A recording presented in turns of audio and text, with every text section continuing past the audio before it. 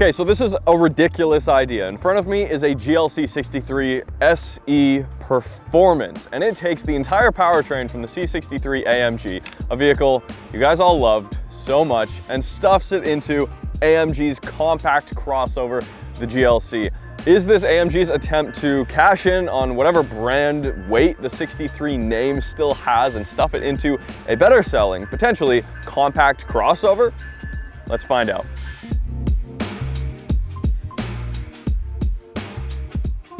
Let's first do a launch control. This is one of the more insane powertrains that AMG has equipped any production vehicle with. We've got a few drive modes on the steering wheel. You know you've got the two dials. You can adjust your dampers, which we'll get into, but we're gonna stick it in race mode.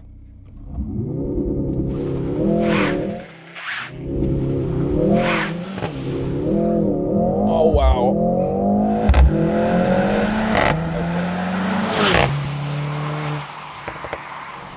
Okay, 0 to 60 in 3.1. And yeah, it let off the torque just a little bit at the beginning, but what a ridiculously quick SUV.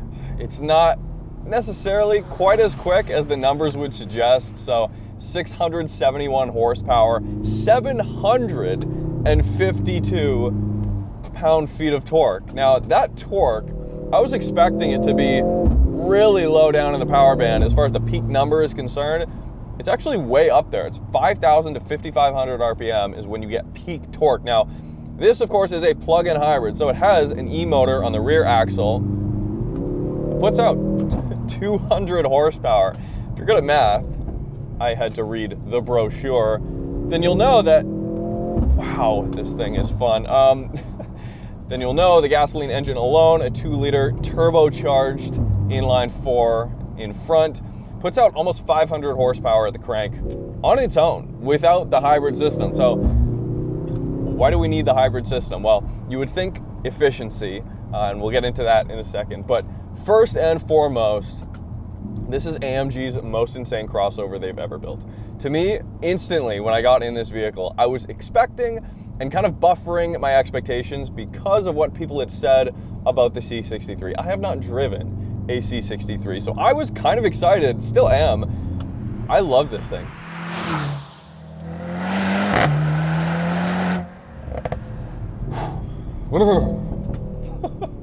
It's so quick. More importantly though, it's rear biased, so this will send, of course, up to 100% of the torque to the rear axle. Difference is though, and this is one of the only differences between the C63 and this, is that this does not have a drift mode, despite the fact I'm in race mode right now, and it'll get a little bit squirrely. So that turbo on the inline-4 is an electric turbo. It has a shaft in between, well, there's a shaft obviously in between the compressor and the turbine wheel in the housing, in the turbo housing, but that's controlled by an E-motor. So it will spool up before the exhaust gases even have time to spool up. It also has, wow, it's on snow tires, by the way, and they are putting in work. There's also a 48-volt aspect to this hybrid system, and that controls the electronic sway bars. Now, those will reduce body roll, but also, more importantly, in combination with the standard adaptive dampers here, they ditched the air suspension from the previous generation, it will basically, in all four corners individually, kind of just iron out those bumps and make the ride smoother. So what I'm feeling here, the GLC 63 is probably the best riding AMG I've driven in years. I am so impressed with how this thing rides. It's comfortable in all scenarios. I am in Sport Plus damper setting right now, obviously, because I'm in race mode. I can switch that individually down here on the steering wheel. That's easy enough. Your traction control settings, your steering weight, your braking, and your ELSD in the back. But if you just leave it in comfort, it is quiet, it's isolated. Well, the last GLE 63 AMG I drove, that car was harsh. That was the harsh riding SUV, and a lot of AMGs have a tendency to just be a little bit too harsh. This is not the case. So it still has enough of the GLC daily driver, you know, take your kids to soccer practice, feel to it. On top of that, actually, you can just stick it in all electric mode if you have enough battery, and we're cruising in all electric, no problem. So the battery will charge, of course, on its own, especially if you're driving quickly, or if it's depleted at the end of the day, you can simply plug it in overnight if you want to squeeze the most out of those 6 miles or about 12 kilometers of electric range. So I mentioned the eLSD back there. That's doing real torque vectoring, splitting the torque between the left and right wheels. I'm so impressed in how this thing feels. It is so much fun, legitimately fun, in a way that the GLE 63 was not. That vehicle and any of these big AMG SUVs that still have the V8, which I love, do not get me wrong, the V8 is awesome. It sounds infinitely better than the 4-cylinder here, but they're just nose heavy. When you pop the hood here, of course, this is a longitudinally mounted inline 4, properly mounted inline 4.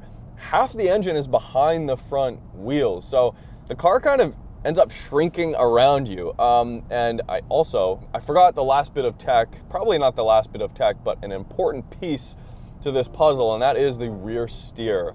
Yeah, it's fun. It doesn't feel nearly as big as it is, and I think they've done a great job in masking the weight. The one thing that makes it very apparent here is the lack of steering feel. It's a little bit numb, but very capable, sticky. So it doesn't actually feel that big on the road. All of this tech has successfully kind of shrunken the car around you when you're driving quickly. However, looks are incredibly deceiving, okay? This GLC is wider and longer than the original ML55 AMG, what we all thought as a massive performance, but also off-road capable SUV. And that's where the philosophies differ a little bit. This has less practicality and not as broad of a use case, okay? Look how low it is.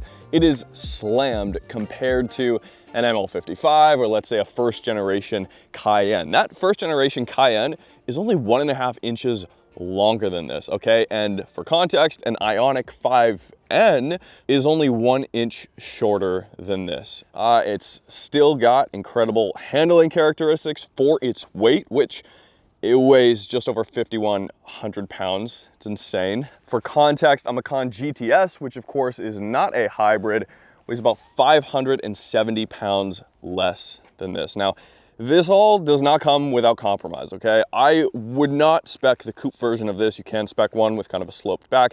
That's a trend that I'm not really getting behind. I don't know, you guys can let me know what you think in the comments, but it doesn't come without compromise. So let's open the back and see how much space we're dealing with here. Of course, because it is a hybrid, the battery has to go somewhere. And in this case, obviously, it's below the trunk floor. This goes in 99% of scenarios where a standard vehicle just gets a hybrid system. So as you can see, the trunk floor here is a little bit raised, and we can lift this up. If I can get my fingers under there. I mean, that is where your charging cable goes. That's about it. You don't have any additional storage space. Obviously, no full-size spare or anything like that here. So it's a little compromised in that sense, but compared to the C63, I think the hybrid tech is less compromising here because this style of vehicle, a compact crossover, is just inherently designed to pack more luggage and to be a daily driver where you can stuff people and luggage in the back and not have to think about things. Second row seats, plenty of space, a ton of headroom, especially with the glass roof. Let's go check out the interior. So this is the best part about this gauge cluster. The GLC has an off-road mode, which wouldn't be as ridiculous in a non-AMG vehicle, but you guys saw the ground clearance. There's no way I would take this off-road. If you see a GLC 63 owner off-road, please send me photographic proof. These touch controls here are so infuriating. The more I use them, I was hoping I would get used to them and they would become easier to use. They don't. They have not improved. You get the dials for your drive modes. Love that. That's the best part of the steering wheel. Materials in here are pretty good. Everything above the waistline, and I feel like I'm beating a dead horse when I say this, below is just nowhere near what you would expect out of a $111,000 US Mercedes. Hard plastic here on the bottom of the door, down there. I mean, what you're paying for here is the tech and the powertrain, which in a GLC does feel a little bit silly, but that's what AMG is all about. AMG is the one manufacturer that has completely gone off the rails, and if that's what you're after, it's perfect. We also have carbon fiber trim. We've got a bunch of mood lighting options, which is great. Climate control is pretty much all down on the bottom here, and there is some customizability. It's really easy to use. Now, the only thing is there are a ton of options. The performance menu is the easiest to use out of all of these. You can just kind of swipe. There's a snow mode, there's a battery hold mode, which I do appreciate. Screens are great. The seats, if you're paying, I don't know, $30,000 less than this, as an example, a Volvo XC60, those seats are way more comfortable. Not that these seats aren't great, you are able to spec some more aggressive AMG seats here, but you don't get massage seats here where like a $40,000 cheaper XC60, again, as an example, would get. So that's when you really begin to feel like, hey, where's my money going? Well, it's going to that 671 horsepower. So it kind of makes me feel like as if any moment where I'm not using all this power, I've kind of wasted my money in this trim. So the benefits here need to outweigh the trade-offs, and that's where the real question comes in. I'm already just blown away by this hybrid system. Yeah, the inline four doesn't.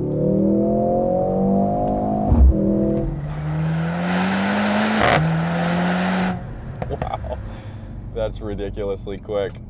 It does everything that it sets out to do. I mean, the torque fill in between gear shifts is awesome. Of course, the 9-speed AMG speed shift transmission has a wet clutch off the line, but with the hybrid system, any potential kind of refinement loss that you might have versus a torque converter around town is gone. It's pretty snappy most of the time, but I have noticed sometimes the shifts are instantaneous, and I get that really good torque fill in combination with the turbo. I can't feel the turbo spool up. There's no lag. I've never felt anything like this, but where it's inconsistent is sometimes there is, like there, a break in torque, a massive break in torque. But if you look on the gauge cluster, you can just see that the e-motor is just completely cutting power right there again. But there, it kept the power. So some shifts it'll do it, and some shifts it will not. And I have a feeling, I don't know if this is the case, but I have a feeling that when that's happening, it is the e-motor's 2-speed transmission on the rear axle shifting. Everything else works so seamlessly and so perfect, but then you get that weird slow shift sometimes, and it just kind of pulls you out of the experience. As expected, exhaust sound, very fake and pumped in. Unless you're outside, then you get some crackles. You know, it's typical AMG 4-cylinder stuff. It drones a little bit when you're cruising at like 1800 RPM, which it'll do often. But other than that, street manners are awesome. This hybrid system is so well integrated. Now, 671 horsepower. Yeah, it's a lot. It's ridiculous. This is a very successful showcase of AMG's tech. And the thing I love most about the GLC 63 is it's ridiculous just for the sake of being ridiculous. And the C63 did not have great reviews from everybody who loved the previous versions. I don't think that's as big of a problem here. So it's a plug-in hybrid. You would expect to get decent fuel economy. I understand the whole point of this is to get the most amount of performance out of this car as possible. It gets 20 miles per gallon combined average, okay? I was recently in a Lamborghini Revuelto. I averaged on the freeway 17 miles per gallon in that car, okay? So the GLC 350E, the standard pedestrian GLC plug-in hybrid, gets an average of 27 miles per gallon. This is closer to a Lamborghini Revuelto, a 6.5-liter V12 powered supercar in fuel economy than it is the more pedestrian version of itself.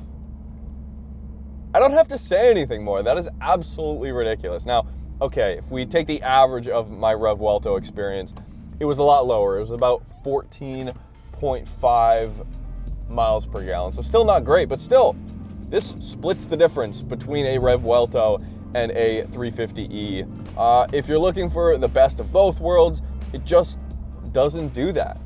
You're sacrificing trunk space, you're sacrificing kind of cheap plasticky interior materials and stuff that other luxury compact crossovers would get for far less money if you don't need as much performance.